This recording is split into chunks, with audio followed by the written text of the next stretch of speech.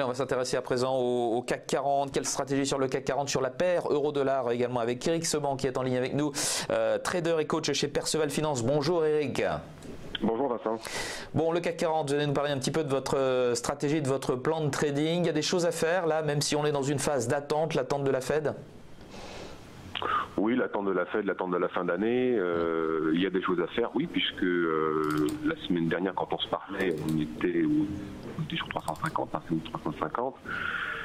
On a eu des séances avec un peu d'amplitude, donc c'est intéressant, 110 entre les écarts depuis une semaine. On a regagné 1,20 alors qu'on perdait 0,80 sur les 5 séances précédentes. Il n'y a rien de nouveau sur le fond. Toutes les hypothèses qu'on a évoquées ensemble ces 15 derniers jours sont maintenant bien validées. On a une fermeture progressive des boucles, une spéculation un peu plus prépondérante qui réalise la plupart des mouvements sans grande contrepartie, peu de densité. C'est normal en intervenant. Ça fait un petit peu de volatilité en intraday, c'est agréable parce qu'on peut travailler des écarts, donc ça c'est une bonne chose. On s'attendait à peu de possibilités de relais au-dessus de 5440, c'est un niveau difficile à passer, et c'est le peu de potentiel que nous avons qui nous fait penser que en fait le marché évolue dans une zone neutre avec certes un biais haussier mais sans grand potentiel, avec un potentiel épuisé.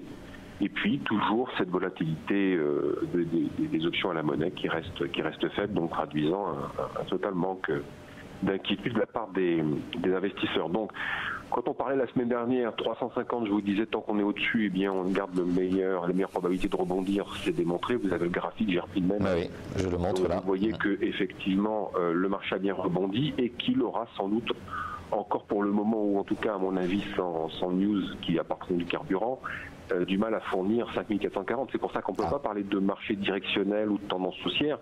On a juste un biais intraday haussier qui nous permet de choisir une direction. Principalement donc l'achat sur des replis en essayant d'accumuler des écarts de 20-25 points puisque la volatilité intraday augmente un peu, on en profite. On essaie de gagner un petit peu plus sur les mouvements. Et la possibilité aussi, puisque la zone est neutre, hein, de vendre à découvert le marché, notamment sur les points actuels, surtout si évidemment on a acheté des calls pour parer une éventuelle progression au-delà de 5440. On sait jamais, on peut avoir une surprise et un dépassement de ce niveau pour rallier les derniers plus hauts. Tout étant impossible sur les marchés, il vaut mieux se prévenir. Donc le biais est haussier, si on veut vendre, il vaut mieux se protéger. C'est une des stratégies d'ailleurs qu'on avait proposé à nos abonnés à la salle des marchés quand on était sur les points bas à 5300. La volatilité était faible, vous vous en souvenez, on en parlait déjà ensemble. Quand la volatilité est faible, on achète des calls et puis si le marché monte, on peut vendre puisque évidemment on a payé peu cher une protection qui nous permet éventuellement de subir une perte temporaire sur un point haut. Donc pour résumer, en intraday, le biais est haussier, on achète sur des replis, on peut vendre à découvert si on a des calls, et puis on peut intervenir principalement le matin sur des anticipations, c'est-à-dire qu'on n'attend pas un signal technique, hein, on voit un niveau de prix, une figure, ou les deux combinés, c'est parfait. En termes de repli, on achète, on vise à 25 points et on recommence si ça se reproduit. Et puis on préfère bien évidemment un signal technique pour intervenir, notamment l'après-midi, surtout si le marché est un petit peu retracé depuis le début de la journée, de manière à pouvoir avoir un meilleur timing pour l'intervention, une meilleure probabilité de réussite, puisque le signal technique vous donnera le niveau d'achat. Le moment d'achat, pardon. La zone est neutre entre 5440 et 5220. 5220, c'est un retournement de tendance. En dessous, on passe baissier. Donc, si vous voulez un stop proche en journée, c'est 5350, 40 cassé pour un stop proche. Mais le vrai stop chartiste, c'est retournement de tendance, c'est sous 5220. Donc, évidemment, ça fait un petit peu loin. Il faut adapter, évidemment, la taille des positions à ce type d'écart. Très bien, voilà pour le CAC 40. À présent, l'euro-dollar. Alors l'euro-dollar, c'est toujours aussi incertain. Quand on regarde là votre graphique, il y a pas mal de petites flèches en pointillé. Oui, ben alors moi je vous ai donné sur le graphique justement deux hypothèses qui peuvent servir de repère pour travailler le marché. Parce que en effet, l'hésitation domine toujours. Vous voyez donc que l'euro-dollar se dégonfle gentiment depuis une semaine sans excès, puisqu'on reste au-dessus d'un 17,40.